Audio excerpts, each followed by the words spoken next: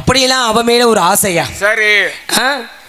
ஆசை வச்சுட்டா மட்டும் போதுமானே? அப்புறம் எந்த ஒரு பெண்ணையை விரும்புறது முக்கியம் இல்ல, அவ மனசுல என்ன விருப்பம் இருக்குன்னு தெரியாம விரும்ப கூடாதுயா. சரி. ஆளம் தெரியாம கொண்டு போய் காலை விட்டோம்னா நம்ம தான் மாட்டிக்குவோம். மாட்டிக்கிட்டு அவதி போறது நம்ம தானே. அதனால எம்மேல அவளுக்கு விருப்பம் இருக்குதா இல்லையான தெரிஞ்சுக்கிறதுக்காக என்னோட ஆசைகள்லாம் சொல்லிக்கிறலாம்னு இப்ப பக்கத்துல நெருங்கி போறது. ஆனா மனசுல ஒரு பயம், எங்க நம்மளை பிடிக்கலையோ, நம்மளை வேணான்னு சொல்லி ஓராட உதச்சு விரட்டிடாலும் மனசுல ஒரு பயம் இருக்குமா இருக்காதயா? டேய், எப்பேற்பட்ட ஒரு வீரனா இருந்தாலும் தன்னோட காதல போய் ஒரு பொண்ணு கிட்ட சொல்லும் பொழுது மனசுல ஒரு சின்ன தயக்கம் வரும். ஆமா, பயந்தானே யாருக்கா இருந்தாலும் வரும். அதனால பயந்து விட்டு வந்துடுறதுயா. வந்தா சொல்லாம இருக்க முடியல.